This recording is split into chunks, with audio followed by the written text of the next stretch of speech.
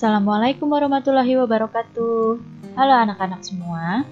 Hari ini kita akan belajar tema 5, subtema 3, pembelajaran kelima dan keenam dengan muatan IPA, Bahasa Indonesia, dan SPDP.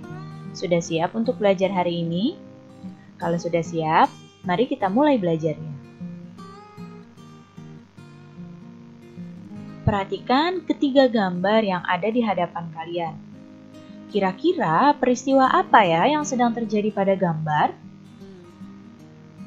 Iya, di sini pada gambar yang pertama, ternyata di desa tempatnya Udin tinggal itu dikejutkan dengan suara kentongan yang cukup keras yang berasal dari perkampungan dekat sekolah. Ada apa sampai dibunyikan kentongan? Nah, jadi terjadi kebakaran di bukit dekat perkampungan penduduk. Kebakaran yang terjadi tersebut menyebabkan adanya perubahan keseimbangan dalam ekosistem. Kebakaran hutan, kemudian penebangan pohon secara liar, kegiatan-kegiatan seperti itu dapat mengurangi habitat hewan. Hewan-hewan akan kehilangan tempat tinggalnya dan juga kehilangan sumber makanan jika hutan ditebang atau hutan dibakar. Bahkan rusaknya hutan akan mengubah keseimbangan ekosistem di dalam hutan. Misalnya, pada sebuah pohon biasanya ada serangga ya. Nah, jika terjadi penebangan hutan atau kebakaran hutan, di sini jumlah serangga akan berkurang karena serangga tersebut mati, kehilangan tempat tinggalnya juga. Nah, akibatnya kalau serangga jumlahnya berkurang, burung-burung kecil yang memangsa serangga kesulitan mencari makanan dan nantinya keseimbangan ekosistem akan terganggu. Lalu apa saja ya faktor yang memengaruhi perubahan ekosistem? Adakah di antara kalian yang tahu?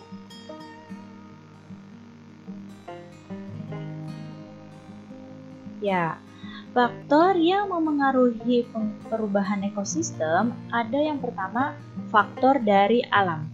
Jadi, faktor alam ini merupakan faktor yang terjadi secara alami, ya.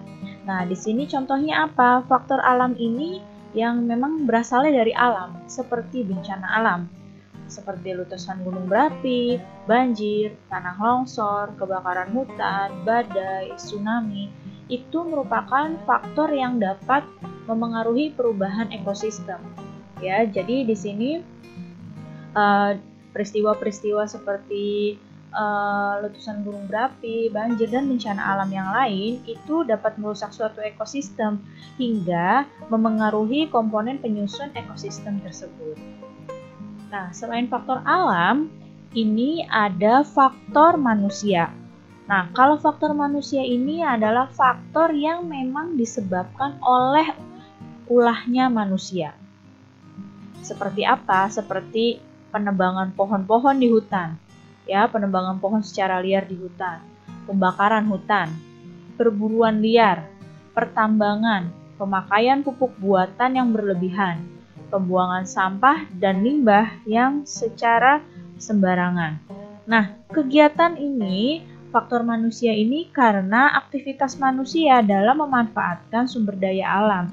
Akan tetapi dalam memanfaatkan sumber daya alamnya sampai merusak lingkungan. Nah, kalau sampai merusak lingkungan akan memengaruhi ekosistem, bahkan ekosistemnya bisa terganggu keseimbangannya. Jadi ada dua ya faktor yang memengaruhi perubahan ekosistem. Ada faktor dari alam dan ada faktor manusia. Ada banyak hal sederhana yang bisa kamu lakukan untuk memulihkan ekosistem. Apa hal sederhana tersebut? Nah, yang pertama kamu bisa menanam pohon. Mulailah tanam pohon dari depan rumahmu sendiri. Nah, jika setiap warga masing-masing rumahnya menanam pohon, maka lama-kelamaan lingkungan akan menjadi hijau dan juga ekosistem perlahan juga akan membaik. Selain menanam pohon, hal yang bisa kita lakukan adalah dengan mendaur ulang sampah. Sampah ini merupakan permasalahan yang sampai bisa merusak ekosistem. Nah, dengan mendaur ulang sampah, sampah-sampah jadi bisa digunakan lagi. Atau sampah-sampah organik itu bisa diolah untuk menjadi pupuk. Sampah-sampah non-organik bisa didaur ulang agar bisa dipakai kembali. Sederhana ya, kedua hal ini jika mulai kita lakukan dari sekarang. Perubahan ekosistem dan ekosistem akan menjadi pulih kembali. Nah, sekarang Ibu tanya, tahukah kamu bagaimana membuat kesimpulan dari teks? Nah, cara membuat kesimpulan dari teks itu yang pertama adalah kalian tentukan dulu ide pokok dari tiap-tiap paragraf. Setelah menentukan ide pokok, kalian temukan informasi penting dalam teks tersebut. Nah, jadi temukan informasi penting dari tiap-tiap paragrafnya. Setelah menemukan informasi pentingnya, kalian susun informasi tersebut menjadi satu paragraf. Sekarang coba kalian baca teks di bawah ini. Dibaca dulu teksnya ya, dengan judul Upaya Menjaga Keseimbangan Lingkungan.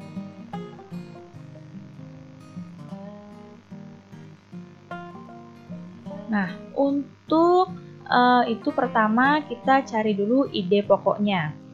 Ide pokoknya adalah untuk paragraf yang pertama ini, keharusan menjaga keseimbangan lingkungan. Informasi penting yang kita dapatkan adalah lingkungan memiliki ekosistem yang berpengaruh terhadap makhluk hidup. Kemudian, ide pokok paragraf kedua. Nah, ide pokok paragraf kedua adalah tujuan menjaga keseimbangan lingkungan. Informasi pentingnya menjaga lingkungan agar dapat dilakukan agar kekayaan alam tetap lestari dan dapat dinikmati generasi mendatang. Setelah kalian mendapatkan ini, untuk membuat kesimpulan tinggal kalian gabungkan ya. Jadi seperti ini. Yang pertama kalimatnya dari paragraf 1 dan paragraf 2, antara ide pokok dan informasi pentingnya kita gabung. Jadi kesimpulannya adalah kita harus menjaga keseimbangan lingkungan. Hal itu dilakukan karena lingkungan memiliki ekosistem yang berpengaruh terhadap makhluk hidup. Tujuan menjaga keseimbangan lingkungan adalah agar kekayaan alam tetap lestari dan dapat dinikmati generasi mendatang.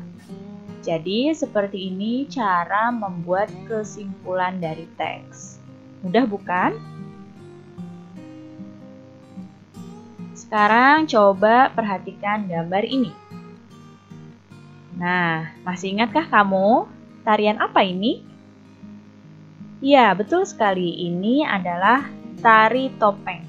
Nah, siapa yang tahu tari topeng ini apa properti yang digunakan? Properti terpenting dalam tari topeng ini.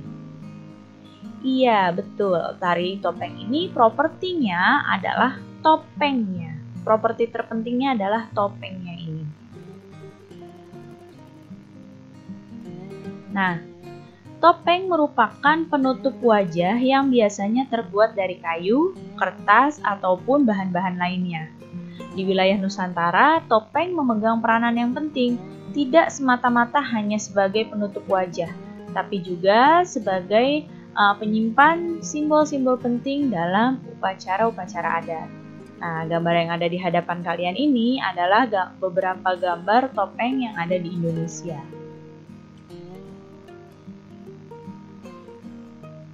Apa saja ya bahan yang dapat digunakan untuk topeng? Siapa yang tahu apa yang biasanya digunakan untuk membuat topeng? Ya, yang pertama adalah kayu. Bahan yang pertama kayu.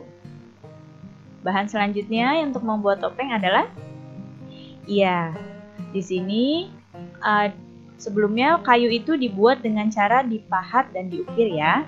Bahan selanjutnya, gips. Tuh, gips ini dibuat dengan cara dicetak. Tadi kalau kayu dengan cara pahat dan diukir, kalau gips ini dibuat dengan cara dicetak. Jadi ada cetakan topengnya terlebih dahulu. Bahan selanjutnya, tanah liat. Ya, tanah liat ini dibuat dengan cara dibentuk, ya. Dan bahan satu lagi untuk membuat topeng adalah kertas. Nah, kertas ini dibuat dengan cara menggunting dan menempel. Dari keempat bahan ini, yang paling mudah didapatkan untuk membuat topeng adalah bahan dari kertas. Bisa kita temukan ya dalam kehidupan sehari-hari kertas ini dan mudah untuk digunakan membuat topeng. Nah, sekarang kita akan belajar cara membuat topeng. Sebelum membuat topeng, kalian siapkan dulu alat dan bahan yang akan digunakan. Ya, yang pertama kalian siapkan dulu kertas karton atau kertas yang agak tebal. Setelah menyiapkan kertas karton, kalian siapkan pensil. Siapkan juga staples, kemudian gunting, kertas koran bekas atau kertas majalah bekas, dan pewarna. Di sini pewarnanya boleh cat air, boleh juga cat minyak. Nah, perhatikan tahapan ini ya untuk membuat topeng. Ya, ini yang pertama tahapnya adalah kalian buat sketsa wajah dulu. Ya, di sini buat bulatan seperti ini, kemudian dikasih 8 titik seperti ini. Ya, dikasih 8 titik seperti ini. Setelah itu, setelah dibuat bulatannya, gunting sekeliling sketsa sesuai garis yang dibuat. Tadi kan kalian sudah bikin garis putus-putus. Garis putus-putusnya ini kalian gunting. Nah, nanti setelah garis putus-putusnya digunting, kalian lipat, tahap ketiganya kalian lipat dan tekuk sketsa dasar wajah membentuk oval. Nah, kemudian di staples nih. Di sini kalian staples. Setelah itu tahap yang keempat, kalian gunting kecil-kecil kertas koran ya. Kalian gunting kecil-kecil, kemudian tempelkan potongan kertas pada bentuk dasar ini. Ditempelkan ya kertas korannya di bentuk wajah ini. Di polanya ini ditempel pakai lem. Kemudian tahapan yang kelima, setelah bentuk dasar topeng sudah selesai, ditempeli guntingan kertas nih jadi seperti nomor 5 ini.